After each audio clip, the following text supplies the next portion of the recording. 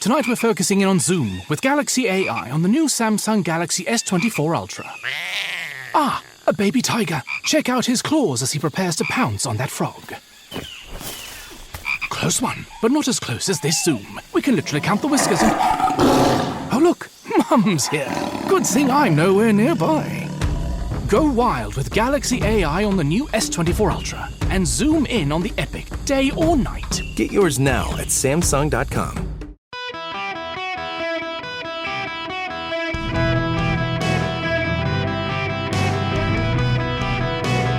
Welcome to the Eric Erickson Show Podcast, Hour 3. Welcome. It is Eric Erickson here.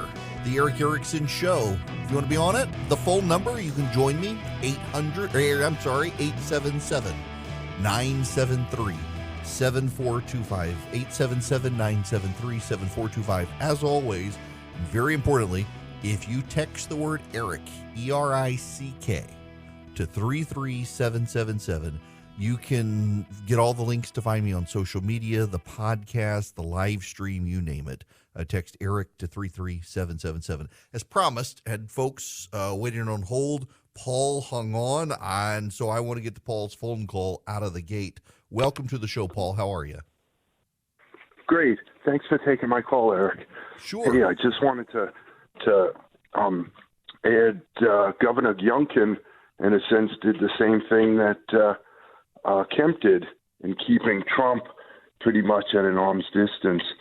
But you know, the one thing with DeSantis that I think is absolutely amazing that Trump can't do is DeSantis has been able to get right in the middle of some really tough cultural issues and not have it backfire on him.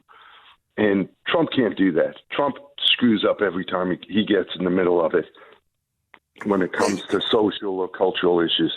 You know, Youngkin actually is interesting on how he's been able to navigate. And, you know, like Trump, for example, said he was endorsing Youngkin, and Youngkin's response was, we appreciate the endorsement. We're doing this ourselves, and didn't have Trump on the campaign trail, didn't want him on the campaign trail, thought he would hurt Youngkin on the campaign trail, and he handled it very well. He did a very good job. What's so intriguing here, and Paul, thanks very much, and for your patience as well, is so I'm meeting with these donors, and some of them really want Youngkin to run for president, and you will note how quiet it has gotten out there. There was so much buzz that Glenn Youngkin would run for president. He was on the campaign trail, campaigned for people like Kerry Lake, J.D. Vance, and others, that clearly he was out there. He could self-fund. He's got a lot of money. He could do it. And it's been completely quiet. Like, there's not even a rumor out there that he's vetting staff to run for president. There's nothing. Like, for example, I know of the DeSantis team. They have been out there looking for staff to build a presidential operation. They've been talking to pollsters. They've been talking to fundraisers. They've been talking to strategists. They've been talking to design teams. They've got super PACs that are being created. Nikki Haley was the same way. Mike Pence is the same way. Tim Scott is the same way. There's no buzz like that I've been able to detect or discern on Glenn Youngkin, which is kind of interesting that it's faded that way. But he really did thread pretty good this Trump path forward, and it potentially could be replicated by other people. But Kemp really is the gold standard there, because Trump was not actively trying to defeat Glenn Youngkin. Trump was actively trying to defeat Brian Kemp, and he lost. Now, I want to pivot. I haven't taken Paul's phone call because I got to get into something. I want to play you some audio. This is J.D. Vance. He was on Fox with Jesse Waters yesterday. We have to remember, it's a small amount of money. We're talking about a town of 5,000 people plus some surrounded folks who've been affected by this. And we're also talking about money that very well may have been allocated in previous programs before. Think about this, Jesse. If we can bail out the Wall Street banks, if we can send $120 billion to the country of Ukraine, surely we can spare some for some of our own citizens whose town has been affected through no fault of their own. And that's the important thing, Jesse. These guys did not invite this. The residents citizens of East Palestine did not encourage this train disaster. They did nothing and have no fault. Their town is struggling because of the actions of others. We've got to make sure that they don't sink in any further than they already have. His is a fair point that if we can spend money on Ukraine, we should be able to spend money on East Palestine. He went on from there to say, and it was too messy to get the addition from what he said, but he said essentially, until we can deal with East Palestine and these people, he doesn't want to hear a word about cutting Social Security and Medicare and Medicaid. That's one of the views within the Republican Party, which is way more multifaceted than the Democratic view right now. The Democrats are very much, hell no, we'll make no changes whatsoever, ever. The prevailing view, however, comes from a familiar voice of the Republican Party. I'm glad to see the Republican majority saying we need to use this debt ceiling to start us back in the direction of fiscal discipline. But look, we all know where the real issue is in terms of long-term debt for the United States. And that is that, while I respect the Speaker's commitment to take Social Security and Medicare off the table for the debt ceiling negotiations, we've got to put them on the table in the long term. And right now, President Biden's policy is insolvency. I mean, we're looking at a debt crisis in this country over the next 25 years that is driven by entitlements, and nobody in Washington, D.C. wants to talk about it. Mike Pence is not wrong. Credit where credit is due. Joe Biden said, no, the credit is not to Joe Biden, it's to Mike Pence. Joe Biden said Republicans want to kill Social Security. He was really hoping they would take the bait. Some of them did. Some Republicans think that Social Security to this day is an unconstitutional program and we should get rid of it. Most, however, don't take that view, but recognize it needs to be reformed. Mike Pence took the bait. He wants to have the conversation. He wants Republicans to engage. There's the J.D. Vance view that I understand, that until we can do these other things, we don't need to deal with it. There's the Donald Trump view, which is the Democrats' view of do not touch entitlements. But to Mike Pence's point, and he found the perfect way to talk about it, what Joe Biden and Donald Trump are proposing is insolvency of the Social Security system. They are proposing insolvency. They are proposing to bankrupt the system by refusing to reform it. Semaphore has a story out. A bipartisan group of senators is talking about raising the retirement age on Social Security. This is a group led by Angus King of Maine and Bill Cassidy of Louisiana. They want to gradually raise the retirement age to 70 as part of their legislation to overhaul Social Security. Other options on the table include changing the existing formula that calculates monthly benefits from one based on the worker's average earnings over 35 years to a different formula that's based instead on the number of years spent working and paying into Social Security. The plan also includes a proposed sovereign wealth fund that could be seeded with $1.5 trillion or more in borrowed money to jumpstart stock investments. If it fails to generate an 8% return, both the maximum taxable income and the payroll tax rate would be increased to ensure Social Security stays on track to be solvent another 75 years. Mike Rounds, Republican of South Dakota, member of the group, previously said raising payroll tax cap was under discussion. Only the first $160,000 of earnings are subject to the payroll tax. If Congress fails to step in, retirement benefits will be cut roughly 20% for seniors starting in 2032, according to the Congressional Budget Office. Something has to be done if you want to preserve Social Security. Now, I never thought Social Security would be around for me. Most people my age and younger have never put our trust in the idea that Social Security would be there for us. But if Congress doesn't do anything, it's going to go away a lot quicker, and there are things they could do. You know, the absurdity of it all is how reasonable in hindsight George Bush's plan was, and he deserved credit for tackling it. George W. Bush got reelected in 2004, one of the only times, well, the only time since 1988 that the Republicans won the popular vote for the presidency. And George W. Bush immediately decided he needed to tackle Social Security. And it was the Republicans who defeated him. It was the Republicans who were scared to death of touching it. They came off a big win, and they were scared to use their power to do anything to save the system. And George Bush's plan was actually really freaking simple. If you were at or near retirement age, you were guaranteed full funding of your Social Security benefits for your life. If you were further away from retirement, a portion of your money would go into the traditional system, and a portion would go into a wealth fund that was managed by the Social Security trustees to be a portfolio mix of bonds and stocks that would move from most stocks to more stocks, less bonds, to more bonds, less stocks, the closer you got to retirement age. And if you were just starting out, you would 100% be in that system and not the old system.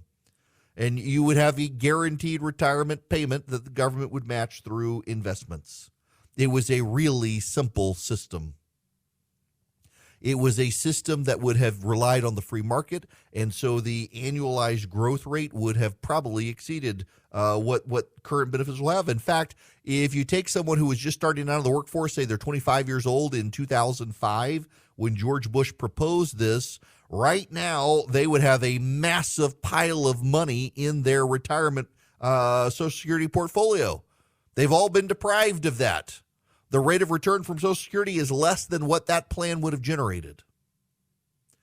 It was a pretty simple plan. And what Bush insisted, emphasized, and the Republicans refused to acknowledge was that if you were at or in Social Security, nothing would change. Your benefits would not change.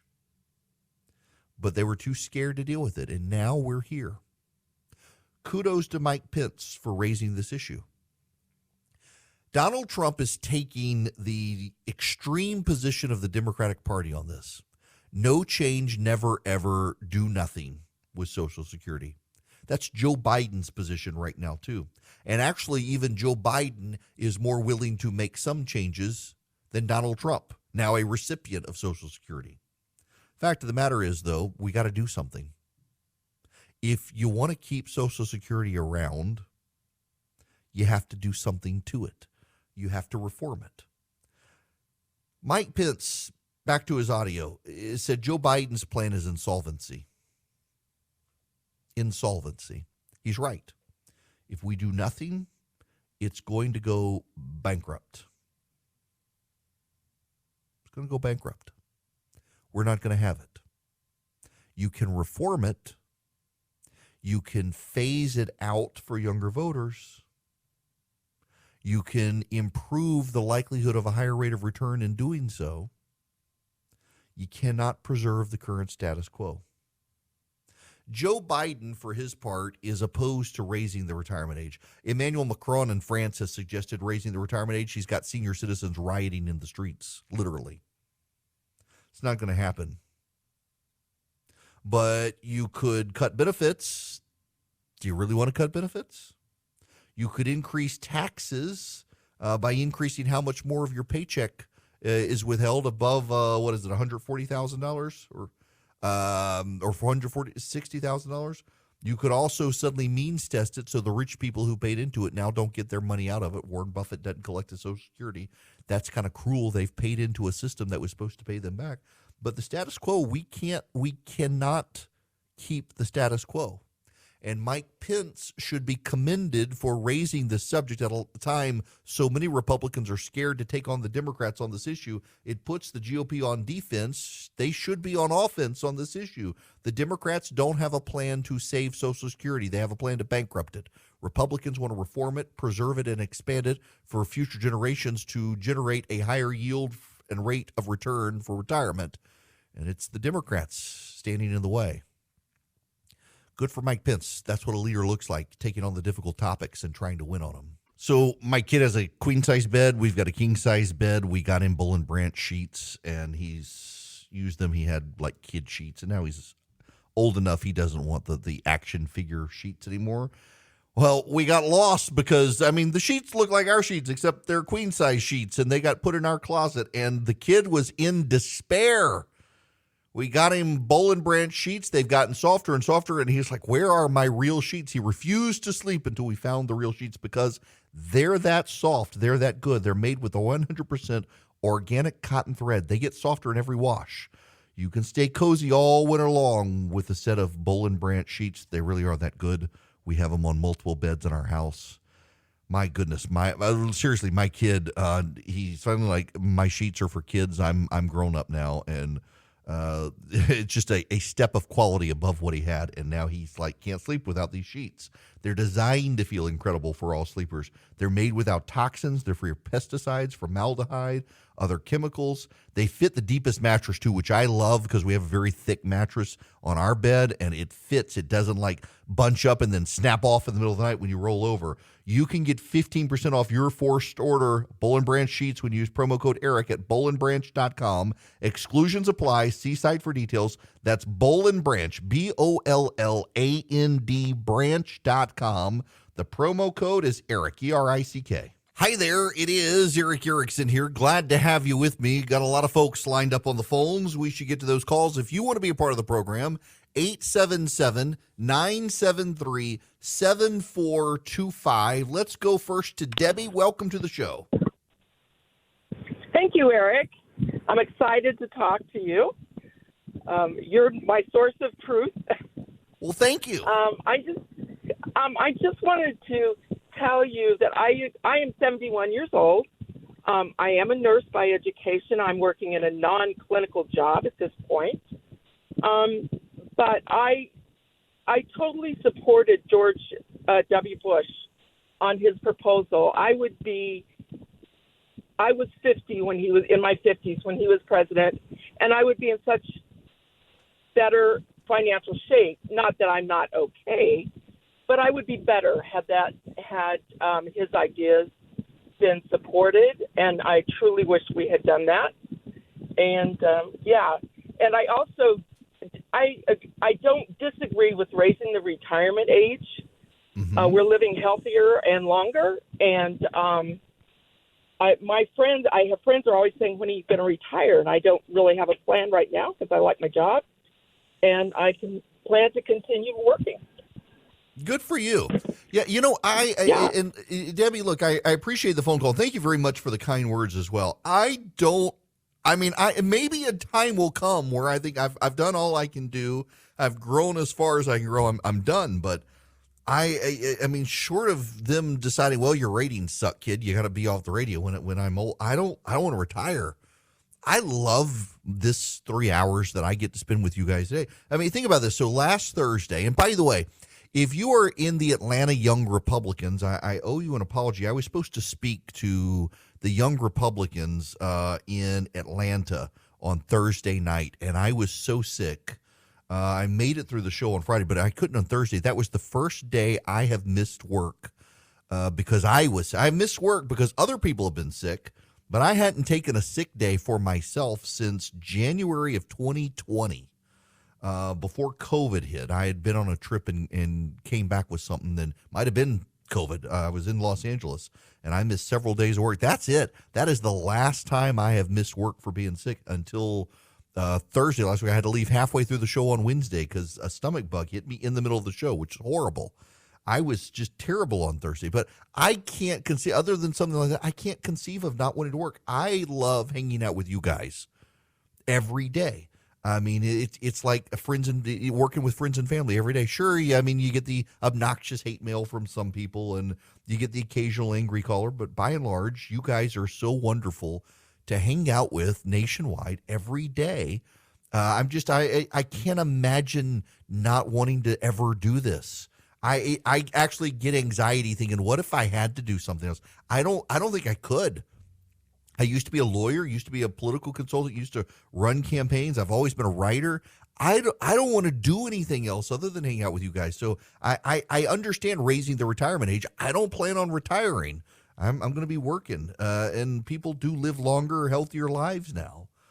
But I know some people do hit 65. They're like, I'm ready to hang it up and go travel, and God bless those people for wanting to do that. When we come back, more of your phone calls, 877-973-7425. Welcome back. It is the Eric Erickson Show. The phone number is 877-973-7425. Lots of calls on Social Security. Among other things, let us go back to the phones. Dan, you're going to be up next on the Eric Erickson Show. Welcome. Oh, hey, Eric. Great to talk to you. Appreciate everything you do. Thank you. You've become my talk show host, or my host talk show go-to guy for the last few years. So thanks very much. Appreciate you standing in there for Rush. Your Social Security reform, I was a big proponent of George Bush's options. Unfortunately, that didn't go well, but the military actually did something similar. I told your screener that they transitioned totally away from the defined benefit. That's not true, though. Their program now consists of a defined benefit, but they added a defined contribution portion, and they reduced the defined benefit part, and they transitioned that in, and some folks had to make a decision which way they wanted to go. But now it's all defined. You come in, you got the defined benefit, which is less than it was, but you got the defined contribution portion, which goes with you, which is nice. It's funny you should say that. So I gave a speech last night in Oconee County, Georgia, to their Republican Party, and a guy came up to me afterwards and was talking about what the military has done with its retirement program and probably should be a model for moving forward. He was complaining that his entire family's military service and his sons are ready to get out because they're tired of the woke re-education stuff that happens too much where they're working within the military, but that the retirement stuff they thought it was probably a model for moving forward. We got to innovate on this stuff, Dan. I mean, it just makes so much sense to me that the status quo will go bankrupt. And in fact, I mean, the military was dealing with one of those situations on the horizon. Given how many people within the government are in the military, they could run into pension problems in the future. So makes sense. Very much appreciated. Yeah, Thank you very much for the absolutely. kind words. All right. You take care. You too. Thank you. All right. Dion, you're going to be up next. Welcome to the show. Yes, thank you so much, Eric. I appreciate your show. I used to use this station for traffic, but now you got me hanging on. I appreciate and it. I appreciate it. Yeah, and I want to say that, not to switch topic, but I want to say that it seemed to me, if you agree with me, that Republicans and Democrats have switched roles. In the past, it used to be the Reagan Republicans used to support democracy worldwide. They dealt with world affairs. But nowadays, they seem to be more domestic. And it was the Democrat who dealt with domestic issues. Now I'm hearing things like Biden is over in Poland while we have train wrecks in Palestine. And things like the border or the support for Ukraine. So back in the days, I know way like a century ago, I know the Republicans were the Democrats and the Democrats were Republicans. And to me, it seems slowly like they're switching back up. And for now, I would say that Biden or the Democrats are taking the full role of both parties until the switch is complete. Dion, that's actually I've been thinking a lot about that in the last several months, and in particular in the last week over the conversations about the president going to Ukraine and this very binary position of he can either go to Ukraine or he can go to East Palestine. He can't do both when he should. And you're right. Back during the 1980s, it was the Democrats who accused Ronald Reagan of being so obsessed with the Soviet Union he forgot the poor in this country. And it's exactly the opposite now. You've got Republicans attacking the Democrats for being so obsessed with Ukraine, they're forgetting the poor in this country. Why can't we do both? We should. I don't. And I had this conversation last night with a guy that sometimes I think, am I the one who's lost my mind? How is it that portions of the Republican Party they sound and operate exactly like the Democrats used to operate. You know, there used to be this Democratic contingent of the Blame America First crowd.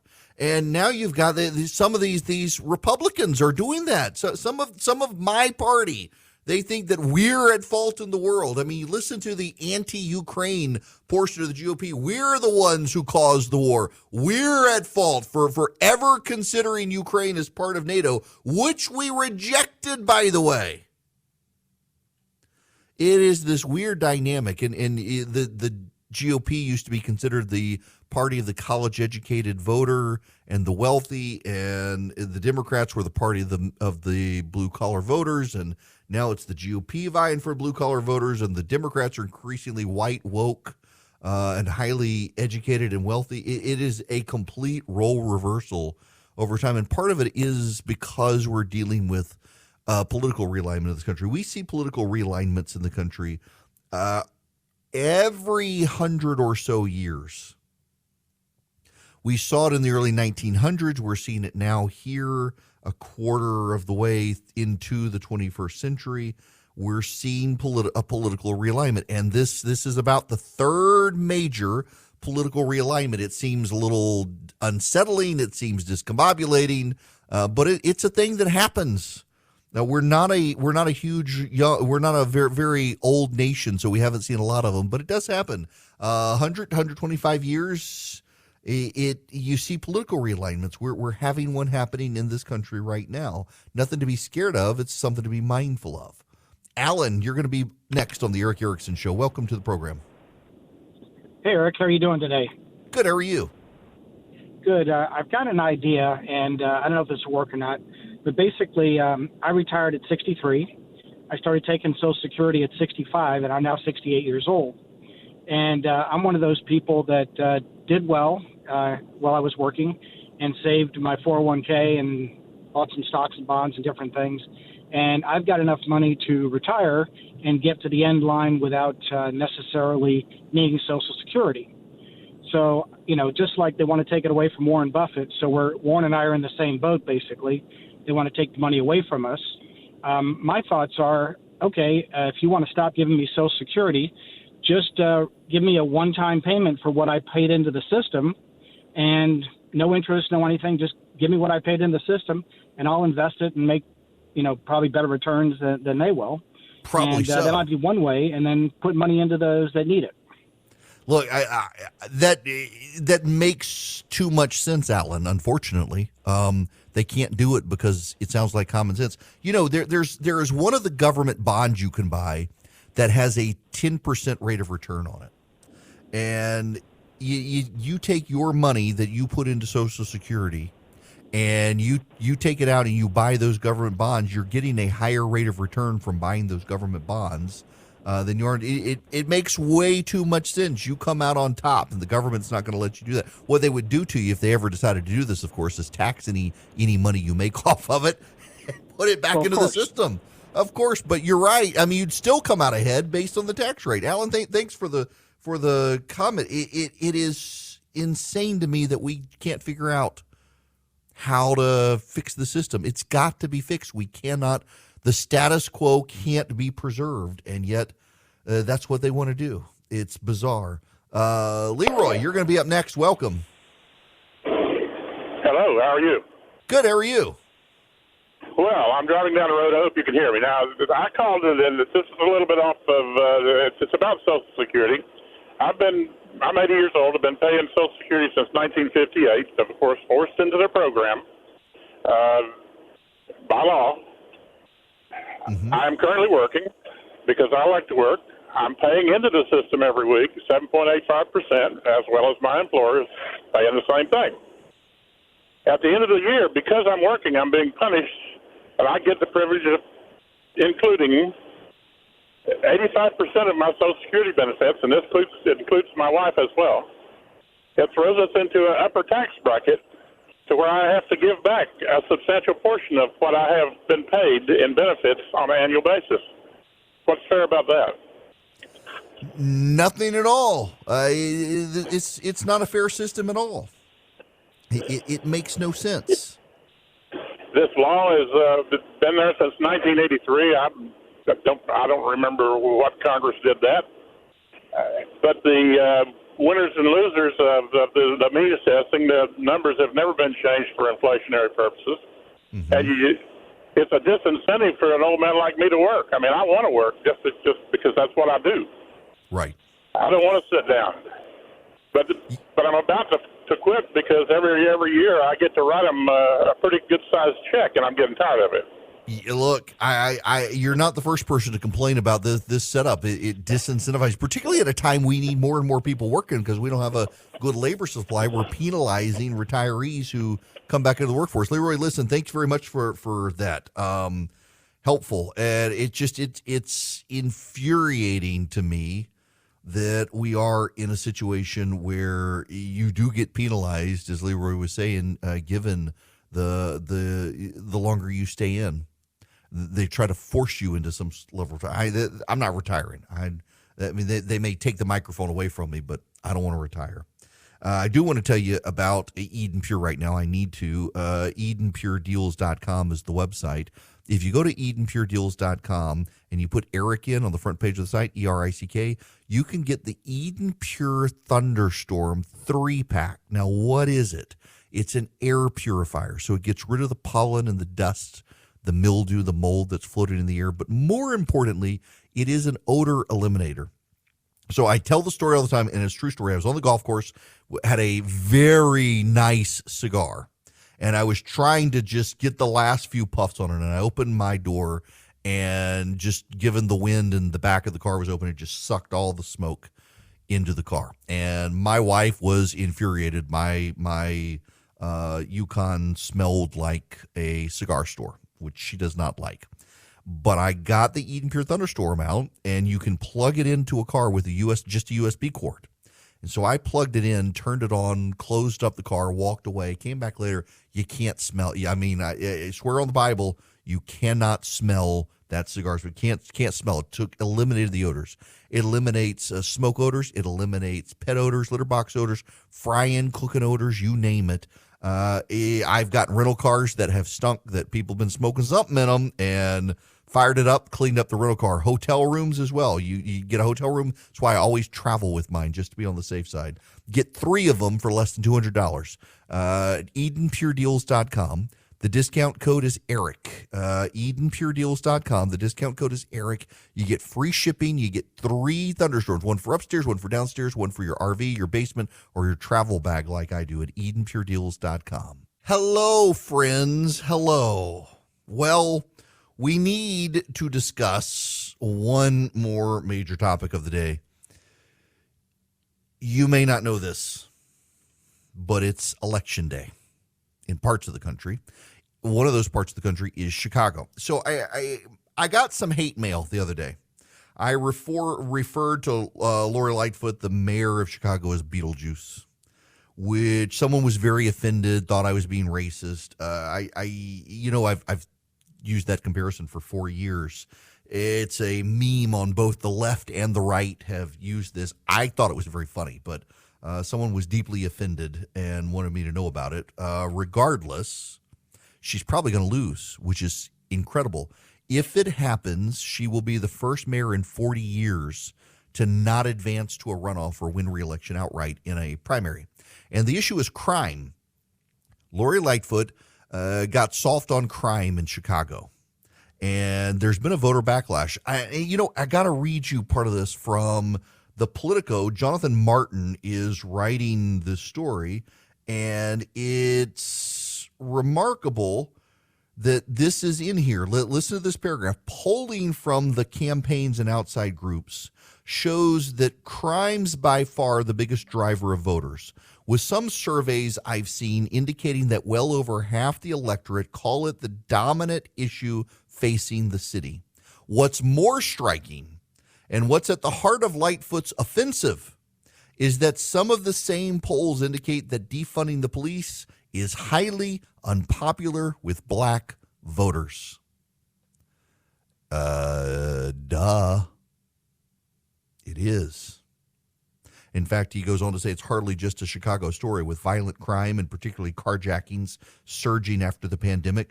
Questions of law and order have become central in cities around the country, helping to propel a former police officer, Eric Adams, to lead New York City and handing Republicans enough victories in New York State last year to claim the House majority. It's a national phenomenon, Lori Lightfoot told Jonathan Martin. Here's the thing, though. Lightfoot has been bad on crime for 4 years in Chicago, and voters are furious.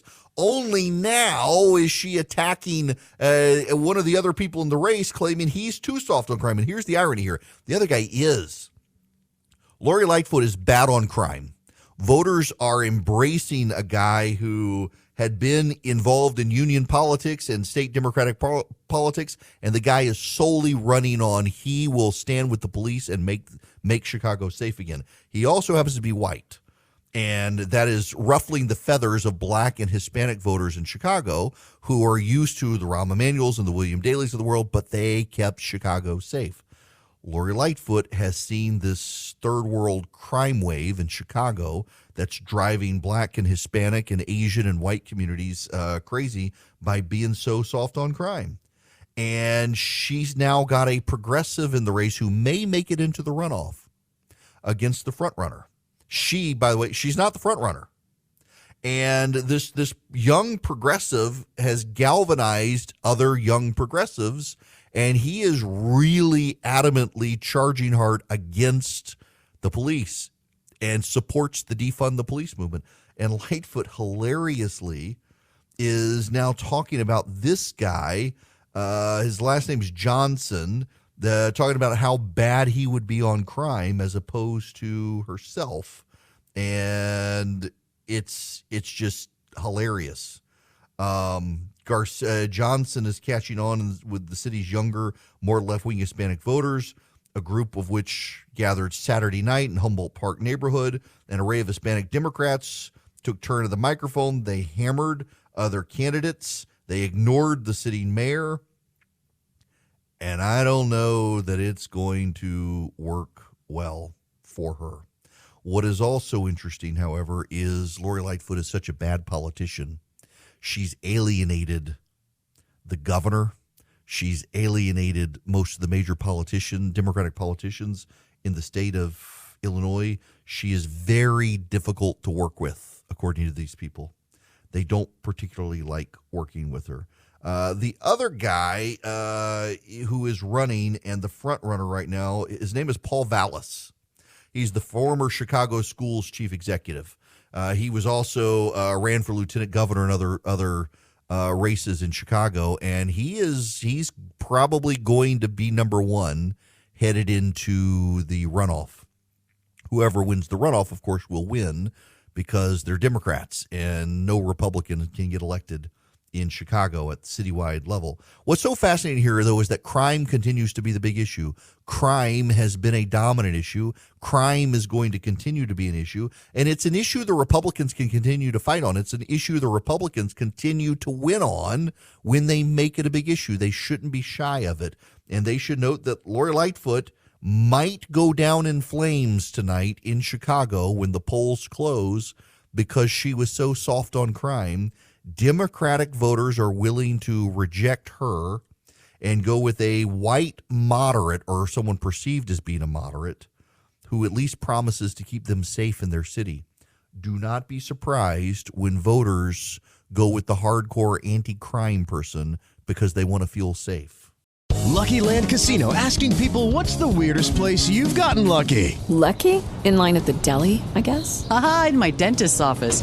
More than once, actually. Do I have to say? Yes, you do. In the car before my kids' PTA meeting. Really? Yes. Excuse me, what's the weirdest place you've gotten lucky? I never win and tell. Well, there you have it. You can get lucky anywhere, playing at LuckyLandSlots.com. Play for free right now. Are you feeling lucky? No purchase necessary. Void where prohibited by law. 18+. Terms and conditions apply. See website for details.